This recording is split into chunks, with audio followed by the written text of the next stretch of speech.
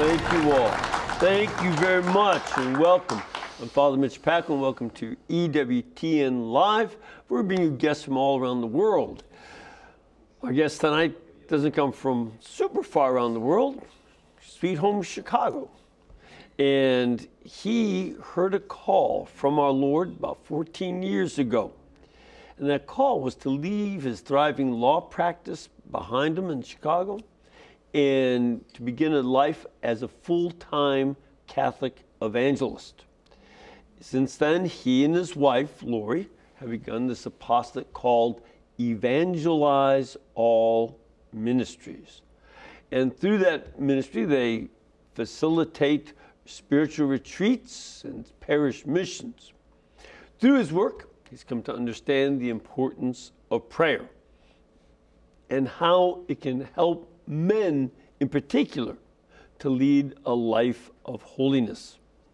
So please welcome the director of Evangelize All Ministries and the author of the book Prayers for Catholic Men, Mr. Mike Pacer. Mike. Father, thank you. Good to have you here. Great to be here. I've warned the audience ahead of time, two Chicagoans in the room. It's a good thing. I know. It's a good thing.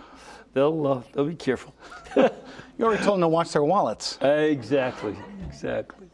So, you start. Well, first of all, why did you leave being a lawyer? Why didn't you just keep on doing the law? Why would anyone leave the law, right? Yeah. I enjoyed the law, and a lot of things were going on well in my life. Doing the law, involved with the church, raising children, but I became more and more unhappy. And part of it probably came from being a litigator, kind of getting paid to fight all the time, and just felt like something was missing. See, most Chicagoans do that for free. It's great when you get paid for it, though. Exactly. And I kept praying and asking our Lord, I don't think this is what I'm supposed to be doing. And at the same time, Lori was kind of going through something where our children were starting to receive the sacraments.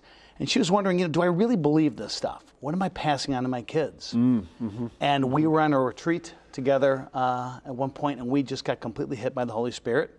She got liquid love, and I got smacked by a 2x4 because God's not fair. Yeah, that's right. Well, he also knows what men understand. Exactly. 2x4s are close to what we get. And I asked him, what do you want me to do? And I heard the words, just leave.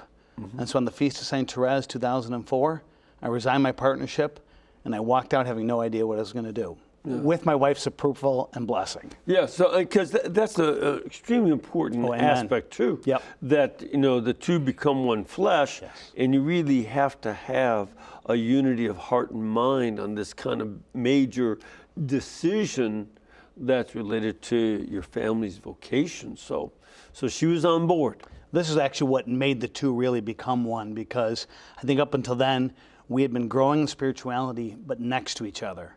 And at this point, we had to grow together and really form a joint spirituality. We were in this together. There was no way out. So fear is a good motivator sometimes. Yeah. And I think this gets at an important part of the role of prayer, because it's a temptation. I certainly work with and talk to lots and lots of married couples, and it's too frequent an experience that they are individuals side by side, but the connection sometimes is loose. It's more of two individuals doing their own thing in the same house. And you saw a change to greater unity. Absolutely. In your marriage. I used to say, I think before we used to pray next to each other, and then we finally began to pray together. But it's very important, and what I know something we're going to talk about today is it's just a sad reality, there's a lot more women that are open to that than men. Yeah. And yet men have to embrace their identity, and that they have to pray as well. In fact, that's one of the reasons, that reluctance of men to become involved in spirituality and the spiritual life. Some spiritual movements require that the husband go before the wife can participate, not because they don't want the women there, but it's the only way to make sure the men go. Exactly. It's very important. And, I don't know where this came to be, that it wasn't the man's job to pray, because to pray. It's very much the man's job to pray. Yeah, that's, and in general, do you have any sense of why it is that men kind of drop out from the life of the church and spiritual life and making retreats? What is it that is keeping them back or not attracting them in? I think it's several different things, and probably the most obvious is kind of a false notion that prayer isn't masculine, that prayer isn't a manly thing to do, that it's more of a feminine, female thing. You even see it in the movies, this the woman that's in church praying for her family, working the rosary beads. It's not the man that's in there doing that. It's not the man who's going to daily mass. And nothing can be further than the truth. I mean, to pray is manly, and to be manly is to pray. And we pray from who we are. We're men, so we're going to pray different than women. But it's that relationship that we have to have. And I think sometimes, men also, we hide from a lot of things. We think, okay, I work so hard during the day, and now I need my time. Or we hide behind sports. I mean, sports is one of these terrible things that so many guys I know can just throw their entire lives into sports. I mean, they can watch, read, and then you start putting fantasy football and fantasy baseball in, and they're getting notifications on their phone. But they're doing everything except actually playing. Sadly. That's the great thing about praying. You're actually in the game. You're in the game when you're praying. Yeah, see, I think that's is a real problem. It's a distraction. Because, watching sports is, again, it's a decent diversion from a lot of the tensions in everyday life. That's understandable. But at the same time, they're not playing the sport, they're watching it or fantasizing. Right. And they're not engaged in the spiritual life either. So it's really engagement in neither one. It seems that men are divorced from the everyday life of outside of their work. I think it can be, sometimes we're afraid. We're afraid to be alone. We're afraid that when we just sit there by ourselves and try to talk to God and listen to God, what are we going to say and what are we going to hear? Yeah. But it's incredibly important. So you go around evangelizing, and your wife often goes with you, right? We both do, yeah. Yeah. Your kids growing up, by the way? They are. They are. I've got one in seminary right now, and the other two are out, gainfully employed, doing great. Good. So you both can go together and do this ministry as a team. What do you find helps men to click with the need to pray? What is it that where they say, "Oh, I get it," and they want to become involved? I think first of all, it's kind of meeting God for that first time and opening yourself up. I think it's changing your identity. We identify, I'm from Chicago. I'm a Chicago. I'm an Illinois person. I'm a Bears fan. I'm a lawyer. And none of that is really true, because what I am is a beloved son of God, and that's my deepest identity. And I think that's the first point to click, is when you offer somebody, you just tell them, the Father loves you, but do you want to accept the love? And when somebody can just stop for a second and admit the cry of their heart that they've been hiding, they want love, they want acceptance. Arrogance is a way of hiding from the fact that we're very insecure. And when you can break down and say, God, I really do want to be loved by you, and I really do want to love you. That's the moment of turning. And that's sort of rings to me true that there's a certain opening yourself to vulnerability. That oftentimes that's when a guy who falls head over heels in love with a woman makes himself vulnerable to her.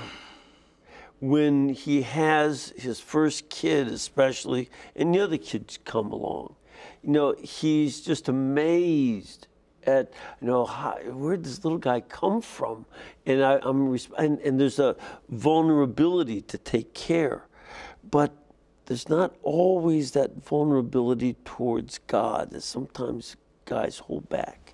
I think you just nailed it. I think that's the misconception, that masculinity is a lack of vulnerability. Mm-hmm. And of course it's foolish, because we are vulnerable. I mean, right. I can't make the sun come up tomorrow. I can't right. make my heart tick for the next second. I'm completely vulnerable. Yeah. And it's not something to be afraid of, it's something to be embraced. Mm-hmm. And when we embrace it, then we can start understanding that I need God. Yeah. I absolutely need God. I want God. Everything in my very fiber of my being wants God. Mm-hmm. And so that vulnerability, as you said, is such an important first step. Yeah.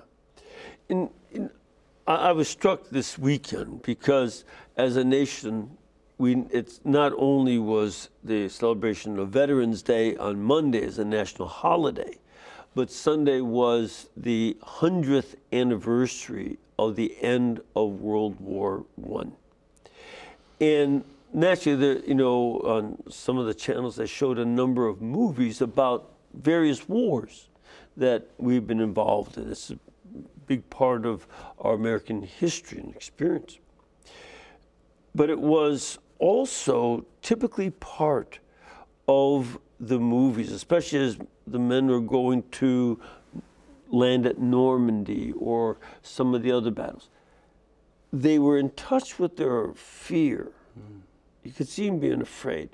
And they weren't, in those days, the movies would show the men praying as they went in, as they're getting ready to get out of an airplane as paratroopers or land at Normandy, and putting the rosaries on and saying they're Our Father, and the different faiths through all that. You don't see that in as public a way right now. But you just kind of hit on it, though. The old saying is there's no atheists in the foxhole. Mm-hmm. So when things are going very bad, when there's a lot of challenges, people do turn. People are vulnerable, and they recognize it. So in wartime, how about 9/11? I mean, you saw the statistics. I mean, everyone's running back to church after 9/11. Yep. But then, we forget, and we become comfortable, and we then go back to our distractions and our diversions, and then we don't need God anymore. And I think over the last 10 years, there was a strong, 15 years, various assaults on people of faith. Sure. As uncool, and they're a problem. And so that also was a factor after 9/11. We also have the family. I mean, let's face it, families are breaking down. How many fathers are around in so many of these families to show the example of being a strong spiritual leader along with the mother in the household? Well, you said your own dad was a daily communicant. Absolutely, yeah. Yeah. And I took it for granted. I mean, I don't mean that in a bad way. I mean, I took that as that was a norm. That's normal. That was a good thing to do, to go to Mass every day, to pray every day. Mm-hmm. And today after Mass, I was here at EWTN. I went to the televised Mass, and Father after the Mass told me a story that, when he was kind of coming his reversion back and coming back to the faith, but he wanted nothing to do with the priesthood because that just seemed so unmasculine to him. And he was blown away when he started going to Mass, and he started seeing this one guy who was a really powerful, wealthy businessman, and he'd see this guy on his knees every day, and he was moved by it. Mm-hmm. I mean, this was power, this was masculinity, this was a guy who apparently had it all, and yet he saw the need to pray. Because no matter what you have, think of over history, great fortunes come and they go. Yeah. And no matter how rich you are, no matter how much power you have, you're still going to die. Yep. You cannot avoid that. Nope. And your money does not buy you out of a ticket to the cemetery. So this is something that is where we meet God at the most important part of life. Yeah. And but every point of life is important part because, the old saying is God doesn't exist in the future or the past. God only exists in the now. We meet him right now. That's right. And that's why every moment is a time for prayer. Every moment is a time for dialogue with God. Right. Throughout the day, throughout your entire life. So, given this need and the way that various men come to recognize and accept the vulnerability that leads them to a life of prayer, how do they pray? What do they do? How are they supposed to get started? The way to start is just to start. And it sounds kind of silly, but you just have to start something. So for some people, it's just coming to one of the standard devotions of the church. Yeah, the rosary, what could be better than that? The chaplet, going to daily mass, phenomenal. What I kind of suggest to people that are just starting out is, it's an age-old recommendation. If nothing else, talk to God 3 times a day. Get up in the morning, talk to God. Check back in with Him in the middle of the day, and check back in with Him at the end. And it's interesting that any self-help, any life coach, well, anything you're trying to do with your work or your life, they're going to tell you to do that you have to keep coming back every day. And if you want to have a relationship... you do that to the table. Yeah, absolutely. And you come and you eat your That's breakfast, right. lunch, and dinner. Which is another great thing. Why not say, if you're not doing it, say a prayer over meals, say your blessings. Yep. Bless us, O Lord. And if you're in public, what a phenomenal way to both pray and to witness to your faith. Yep. My niece and nephew would roll their eyes when I took them to McDonald's or something, and they said, "Uncle Mitch, you can't pray here." I said, "Try and stop me." You can pray anywhere and everywhere. You want to eat that Egg McMuffin? Just take your hat off and say a prayer. That's right. Because that's what we do around here. So that's an extremely important part. And one of the things I like, you have a little book of prayers for Catholic men. The nice thing about it is it fits in your pocket. That's why I asked them to do it that way. Put it right in there. Yep. And how did you choose the prayers that you've got in here? I prayed about it, to be quite honest, and I looked at the different things that affect men. So, first of all, there's some just regular prayers, how to pray the rosary, the chaplet, divine mercy, things like that, how to say a morning offering, how to wake up in the moment. And St. Josemaria Escrivá used to talk about living the heroic moment, that you wake up and you give the day to God. That first breath you draw, that first conscious thought should be on God.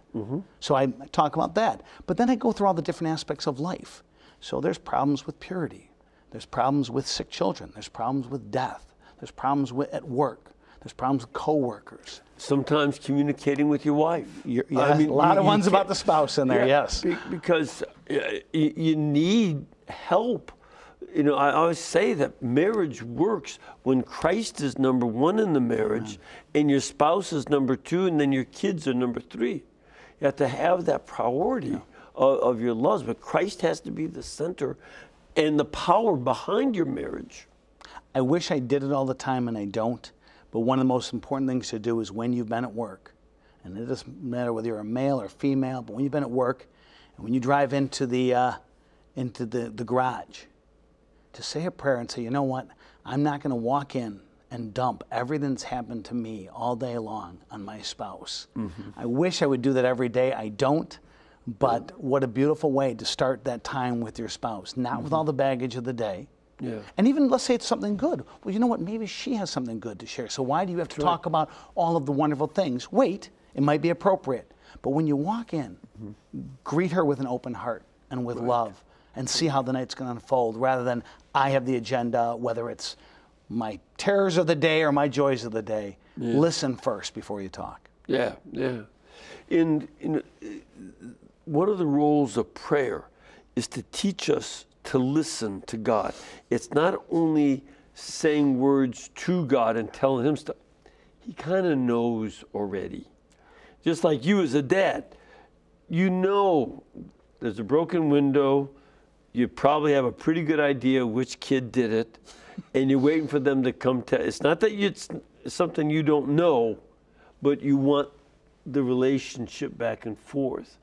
And this is something that God wants with us too. We break the windows of life. We commit sin and various kinds. And He wants us to speak to Him, but also listen. That's one of the elements that you try to bring out. Prayer is a dialogue. Yeah. But what it can become real quickly is a monologue. Yeah.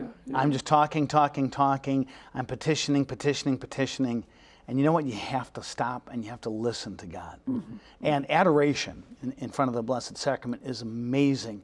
But even if you can't, you have to find every day some time to just be quiet and to listen. And sometimes it's hard to hear God. But if you don't get in the habit of listening, you're never going to hear him. This element of listening and being quiet before God, that's one of the areas where people do find a certain amount of fear of confronting themselves as well as God. What's some of the best ways or some of the ways you recommend to deal with that fear of being alone and being quiet with God and yourself? Start out small. Nobody that has no history of that type of prayer is going to go on a 30-day silent retreat or even an hour. My wife and I, in the God is Day of Renewal that we put on in a lot of parishes and teach parishes how to do, we do it's a little small adoration and benediction, but it's only about 5 minutes of silence. And people who are used to an hour before our Lord think, oh, that's crazy. And they don't realize that 5 minutes for a lot of these people that have very little prayer life is an eternity. So start with baby steps. 5 minutes is a great thing. Maybe you can only give 2 minutes when you start. Build up slowly. God is very patient. God is very patient. Again, when we were little babies, sometimes we could just barely stand up holding to the chair. And maybe only a couple seconds without the chair, but eventually we learned to run, but not the first day. Exactly. And I think that's important to realize. We grow and develop gradually in a prayer life, like we do in our other relationships. Another thing I talk to guys a lot about is most guys understand discipline. Most of us were raised with a sense of discipline, that you've got to do this, you got to do these steps. You have to go work out, and you have to every day, slowly do these many reps if you ever want to build up, or if you want to be on a team. You've got to put a lot of time, a lot of hours in. And work. You want to succeed at work, it just doesn't happen overnight. Yeah. So that's a concept that guys get. Prayer is the same way. It takes a discipline. It's important to pray as a discipline. And sometimes you don't feel like praying. Yeah. You absolutely don't feel like it, but you do it anyways. Just that's like anything that's like good. Going to the gym sometimes. I just like it every day, and I go anyways. Yeah. And I think the excuse I sometimes hear, but I just don't feel anything, it doesn't make any sense. It's kind of a waste of time because there's nothing going on. I don't feel it. I should just skip it. I can do something for somebody else that would be nice, but that's not a good approach, is it? Not going to have a very good relationship with your wife if you say, any time that I just don't feel like being with you, I'm not going to. Or anytime I don't feel like talking to you. Or how about your 1-year-old? I just don't feel like changing a diaper right now. Yeah. Too bad. Too bad. Think of the consequences. Yeah. A relationship, and that's what basically prayer is. It's a relationship. It's building a relationship with God. And you can't forget about your relationship just because you don't feel it. That leads to divorce, that leads to unhappiness, that leads to separated families, and ultimately it leads to complete happiness within yourself. You have to push through, and you have to do the right thing even when you don't feel like it. Yeah. But it always comes around. God will stay. In fact, a lot of the great saints talk about the times of desolation or a complete dark night where God has, to build them up in another way, been separated from them. I don't think that happens too much to us. We have small desolation, small times we don't feel like God is there. But you know what? It's the pushing through then really brings a beauty afterwards when you do feel God and you do hear him. Yeah. Well, that's, I think, a very important part of developing a discipline of the spiritual life. You have to be regular at it, just like you're regular at your meals. You're regular at your exercise. You get up every day to go to your job.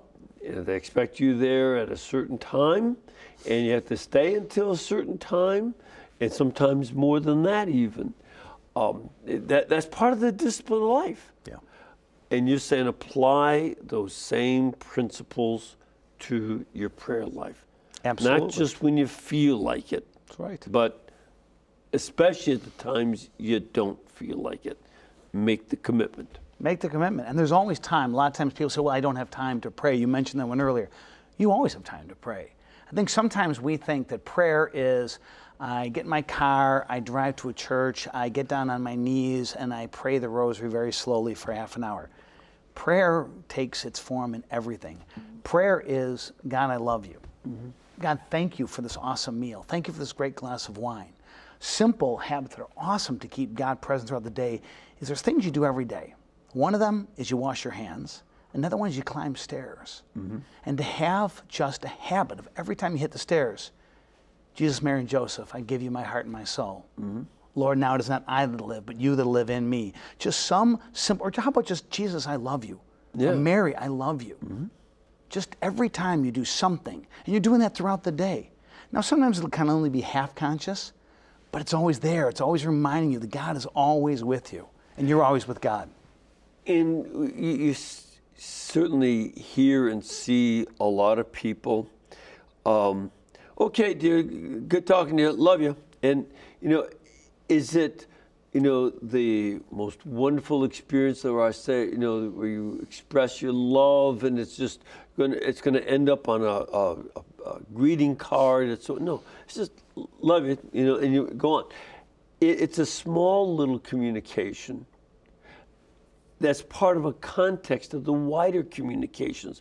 And then there are those times where you can express to your wife, I can't believe I've been so blessed by God to know you and love you, And then there are other times that, you have family get-togethers. And there are different levels of communication all through our relationships. And that's true in the different kinds of prayers we have to God. Different levels of communication. Amen. Yeah. It's funny, you mentioned just the simplistic things. A lot of times we can cut down technology and text, and we're always, now we're not doing big, long words. But you know what? There's a beauty in the kiss emoji that just, it's a pretty simple thing every so often. I love you, and blow your wife a kiss on a quick text. It takes you seconds. But what a wonderful thing to do every so often during the day for no reason. Just because you're thinking of her and you love her. Yeah. I don't know how to do emojis. It's probably better. You're not supposed to be blowing kisses to anyone, Father. No. And I'm not. But I'm not sending happy faces or anything. I'm just saying, use the technology. Faces, I write out the words. Amen. Amen. And that's good too. You know what? Every so often, that can seem kind of old-fashioned, but every so often, it's a good idea to sit down with a pen and a paper and write something out too to each other. And and you know what? Not just, we're talking a lot about spouses now, but as a man, how about your children? It's not masculine to forget to say I love you to your children. Yeah. Over and over again. Yeah. You got to tell them you love them. Yeah. Never be afraid to say I love you. That's right. That's right. No, that's an important thing. And the affection that a father shows to his sons and daughters is very much important for them. And it should be just a normal part of the environment in the family, as is the way that they show their love and affection for God as well. Exactly. I'm afraid we got to take a little break because we want to get ready to get your comments and some of your questions about prayer. Whether you're man or woman, or have any other issues that you want to bring up. And of course, want to let you know you can go to their website, which is evangelizeall.org. Evangelizeall.org, and find out more about what kind of work they're doing and maybe how you can do some of it. But we'll be back with your questions and comments in just a couple minutes, so please stay with us.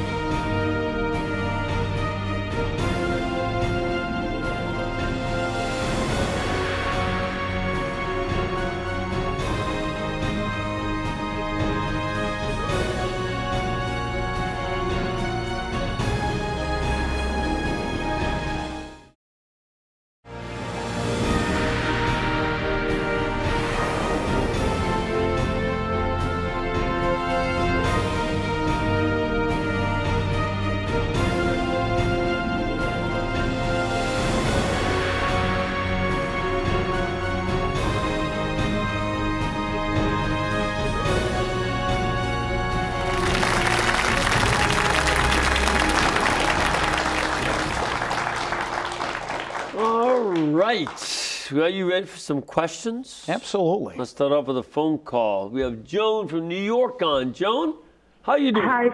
Hi, Father. How are you, Father Pacwa? Fine, thanks. And Mr. what's your question? I just want to ask Mr.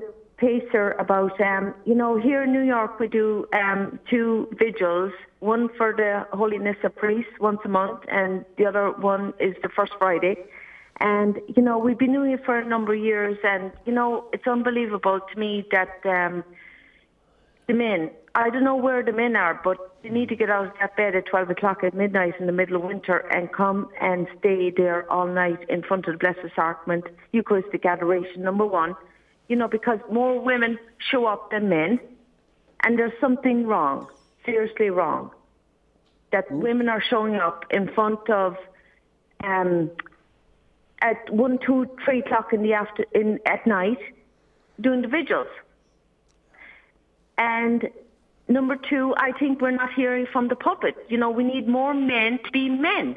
When I was growing up in Ireland, Mr. Pacer and Father Pacwa, my father could not pass a church or a cemetery without going in there. And this was like 40, 50 years ago. And I came out here 30 years ago. And I'm thinking of my father, and I said, my father never grew up with Eucharistic adoration, but he knew when he passed the church or a cemetery, and my father was a politician, and it was just the way I grew up. It was just the way he did things. He just couldn't stop. Even visiting my uncle, his brother, he passed the church, he had to go in and say a prayer. And that was it. That's the way I grew up. Yeah. And the same with the cemetery. Past the cemetery. And my father never grew up with Eucharistic adoration. And I'm thinking to myself, what's wrong? Like, we have Eucharistic adoration and it's not spoken about. All right. Yeah, I think you make great points there. And I think that is an issue because you're stating a truth that far fewer men are showing up these types of things than women. Mm-hmm. Now, I do think we have a change going on right now. I do think that we have a lot of great male speakers out, and a lot of great men's conferences are out there. And I do think a lot of the younger priests that are coming up right now, I'm seeing them a lot in our diocese in Rockford, Illinois, a lot of young, very manly guys that are talking to men and that are challenging men. Mm-hmm. And I do see that. And I know that when our pastor first started adoration in our chapel, he went out there and he personally asked men to take the time. So you're pointing out a reality, but I do think we're going in the right direction on that. Yeah, there's a sway, and it depends too on a lot of local circumstances. So like in your diocese, you're seeing that. Some places, no. Other places, I've been in, the men signed up right away for those early morning, midnight through 5 a.m. slots. They wanted to be there for that because it'd be less risky for them in terms of safety and all. And in some places, very strong. But she also brings up another problem. Sometimes the clergy don't encourage Eucharistic adoration. Priests have to do that. And I've met priests who told me they were against it in their parishes because they thought it would be, all introverted and internal kind of spiritual experience. And they said it was just the opposite, that as people spent time with Christ alone, they became motivated to become much more evangelistic and apostolic. So they were surprised, but that's what they heard in seminary. Sure. And that's what they're... I think it's changing. I hope it's changing. Yes. And all the women that are out there that have spouses that won't come, never stop inviting them. Yep. Never stop inviting them. Every week. Are you going to come in this way with me, honey? Are you going to come this week? Are you going to come this week? Yep. Not in a nagging way, in a loving way. And also not in a nag, not in a negative, but in a loving, inviting way. That's and pray. Right. And that's pray. Right. Yeah, that's right. When you get to the adoration, pray for your husband.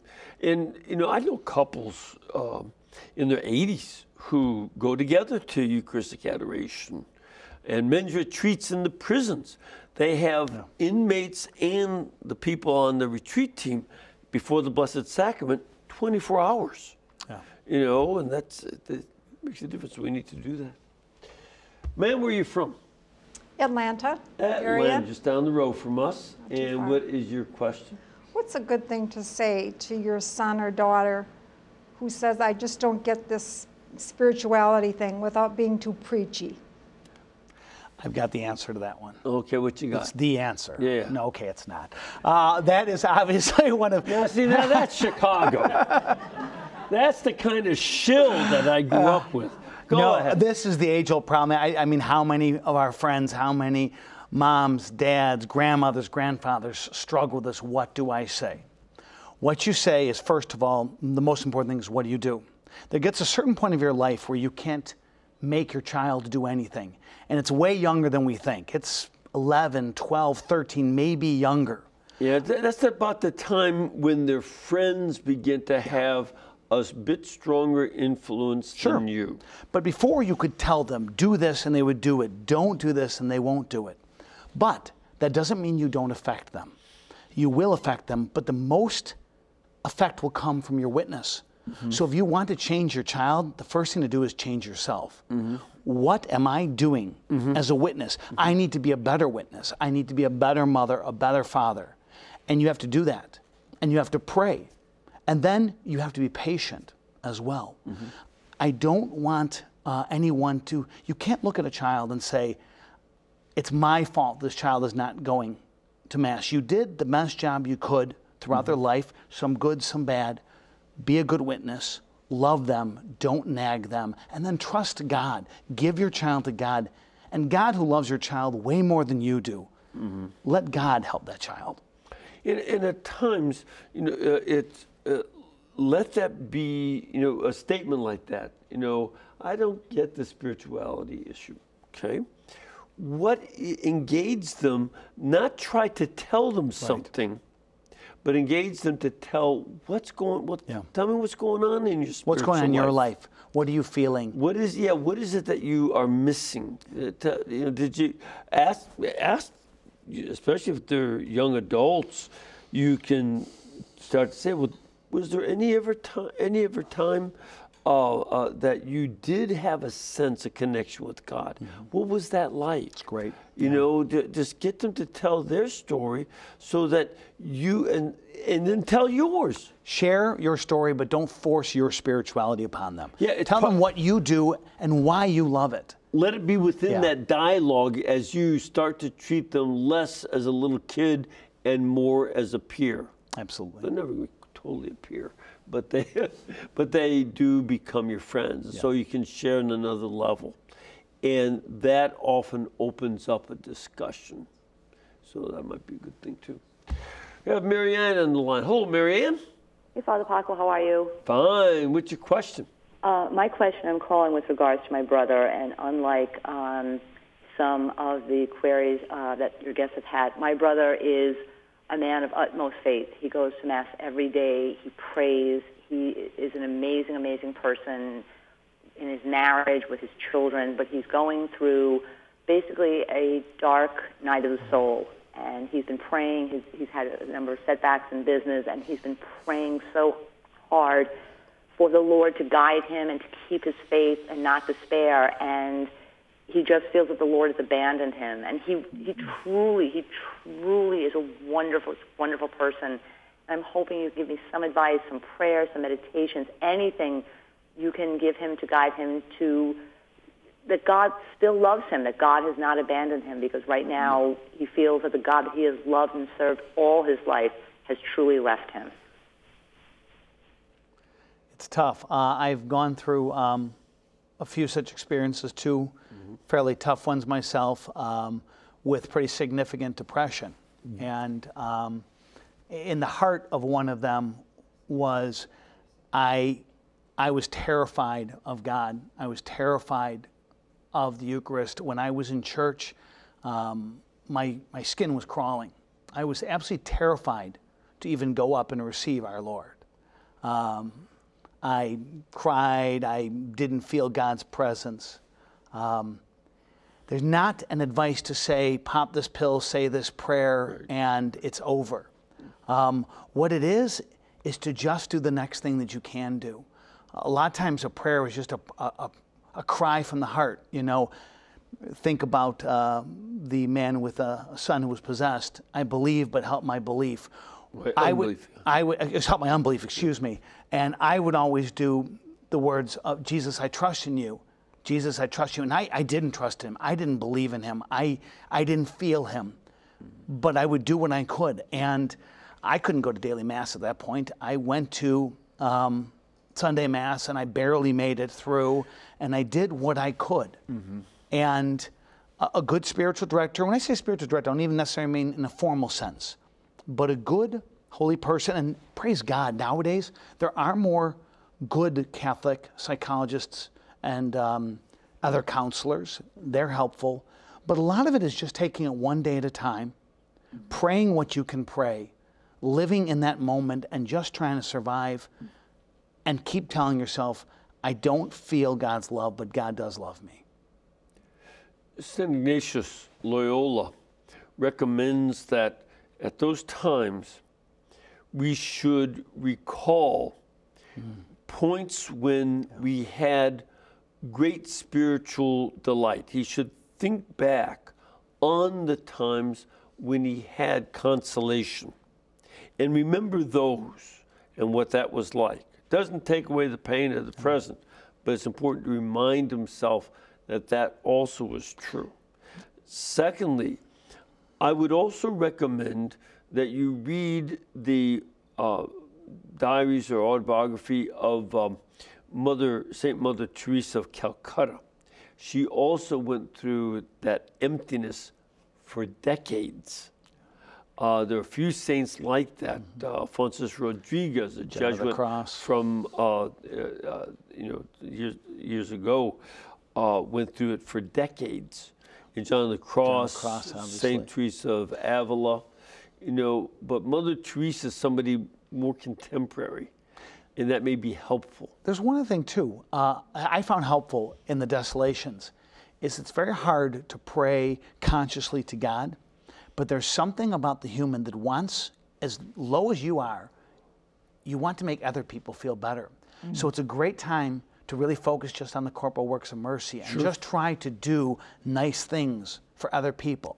Who are and that really suffering. Right, and that always helped me through those times. Yeah. Go volunteer with the Mother Teresa of Calcutta Sisters, missionaries charity. It's always good. It makes you feel better. Ma'am, where are you from? I'm from Spokane, Washington. Great. Immaculate Heart Retreat House had you in one time, and that's right. We enjoyed you. Our family has a generational problem, and that is the grandfather, the father, the husband, the child, males are all emotionally shut down. I prayed. I'm reading Teresa Lesueur's book on how she handled her husband. How was it in your experience that Christ got your attention? I think it was gradual awakenings to things. I can't say anything bad about my dad because he's probably watching right now. So he was a great dad. He was fantastic. But I do think that his generation was maybe a little bit harder, and than maybe some generations now. But he was loving as well. I think that when somebody talks about a generational or a very deep problem, God can always act miraculously in a minute. But if it's taken generations to cause this, it may take a while to undo this. Mm-hmm. So I think baby steps. I think it's important for spouses to talk. My wife, she molds me in a beautiful way. She lets me know when I am not acting appropriately. She's not always right, but she feels the right to say, you're not treating me the way that I need to be treated. Mm-hmm. You're not respecting me in the way that I need to respect me. Right. You may be different, but you have to understand me, Mike, and this is what I need. And I think that we have to have dialogue with our spouse. I think it's very important for the wife to have dialogue and say, I understand. I'm not trying to change you, but you also have to understand my needs. And I ask you out of love to please try to give me what you can. And prayer, always keep praying and be patient. And I'm going to go back to this. Neither of us, male or female, we have to ask, we have to love, but we can't nag. You know, when you think about that, it also indicates that there's a level of trust between you and your wife, so that, you know, she knows if she says something to you that is a pointed criticism, it's not going to make you fly off the handle, because sometimes, mostly not. But mostly not. She has enough trust that you know she loves you, and that what she says comes out of that love, and you are aware that she loves you, you know, as well. It's mutual awareness of that, and that builds a certain kind of confidence to be able to say some things that would be otherwise very defensive. And that didn't happen overnight. In fact, if we go back, you know, we'll be married 30 years next year, and we go back, you know, 20, 25 years, that was not the case. No. We did not have that type of dialogue. No. We did not have that type of trust. In fact, anything that she would say about me, I would go into complete defense mode. Right. And I'd be like, no, you're wrong, I'm right. And because I was a trial attorney, I would then go on a long dialogue proving how I was right. What's her background? Sainted, because she deals with me.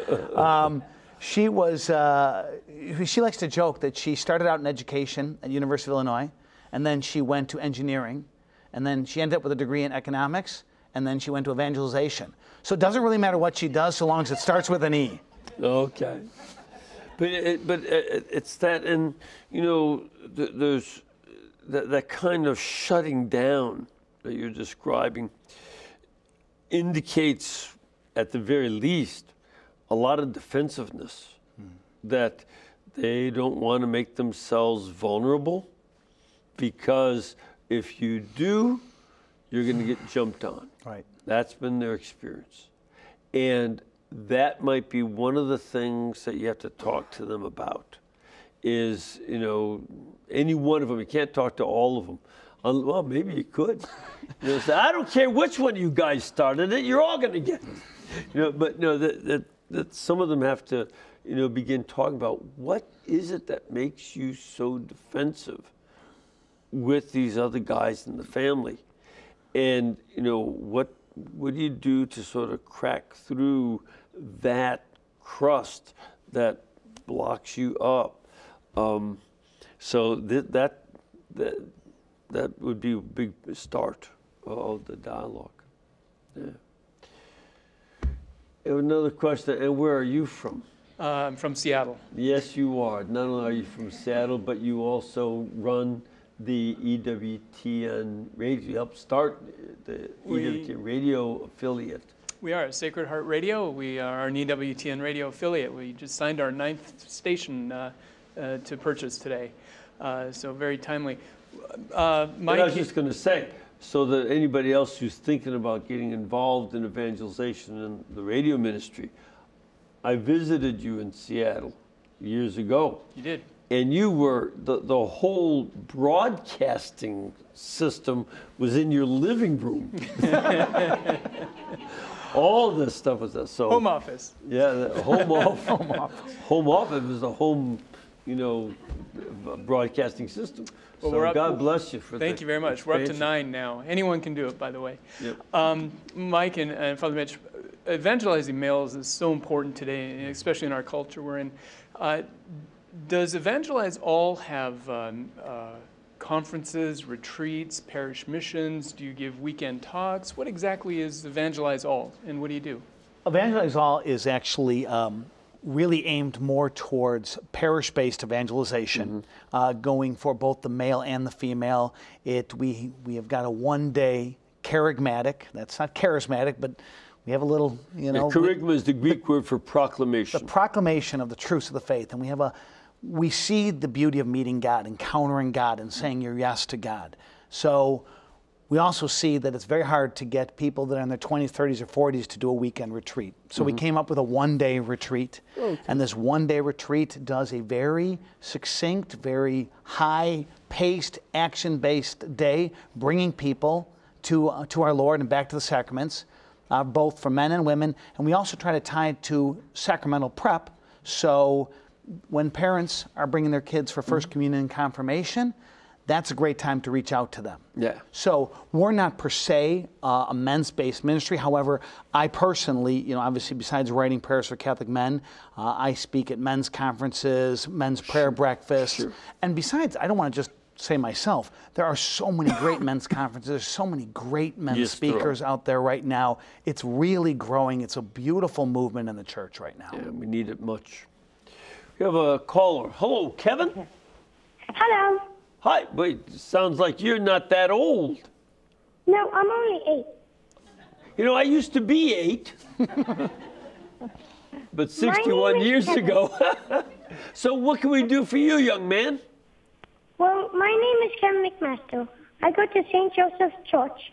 Every night I pray the Rosary and I pray Divine Mercy.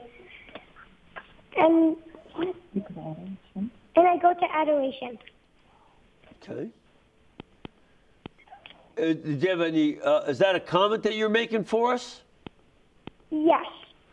Well, Kevin, sounds to me like you're telling everybody else, all the other men in the audience, to man up like you have. Amen. Yep. Does that sound about right? Yeah.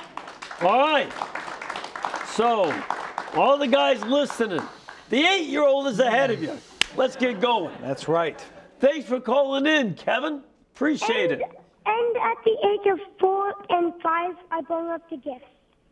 Excellent. All right, Awesome. well, we'll see how that keeps on developing, young man.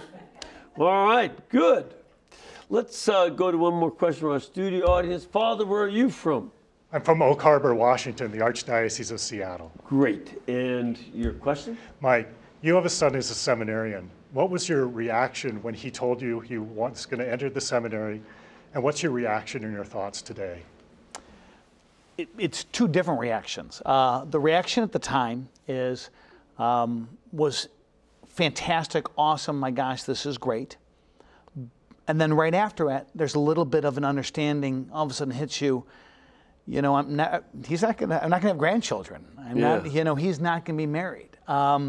So I'm so happy, all 3 of my boys, I never asked any of them to be priests, but I asked them all to be open to it. And they all said, I would be open. If God called me, I would do it. Sure. So you're obviously so proud and you're so happy. We need priests so badly. Yes. But on the other hand, it's tough as a parent sometimes too. And obviously some of the things that we've heard about lately in the seminaries, things that have come out. Lori and I, it was interesting this summer, we spent a little time struggling a little bit. Not that we worried so much for our son individually, but you just kind of project these terrible things that have happened to some of our seminarians. Yep. And I think that our church is going through some purification. There's a lot of challenges right now. If we study our history, this is not the worst time in the church, and it probably is not, it's been worse, and it'll probably be worse again. But in some respects... bad enough. Yeah, but in some respects, you do feel like he's running into a burning building. So it scares you in some respects, but on the other hand, it's kind of like a firefighter or a soldier. When that's your son or your daughter, you're scared, but you're so appreciative that your son or your daughter is willing to do that. That's often the way that I sense with a lot of these young men entering seminary nowadays too. Yep. Well, pray for them, especially you men. Pray for all the guys going in there. And I want to thank you, Mike. Appreciate you being here. Appreciate all of you being with us. May Almighty God bless you and keep you and cause His face to shine upon you and lead you in all of your ways by His peace. The Father, the Son, and the Holy Spirit. And Amen. You can go to evangelizeall.org to find more about them on the internet. And we appreciate you keeping us in between your gas bill, electric bill, and cable bill. And we'll be able to pay our bills too. Thank you.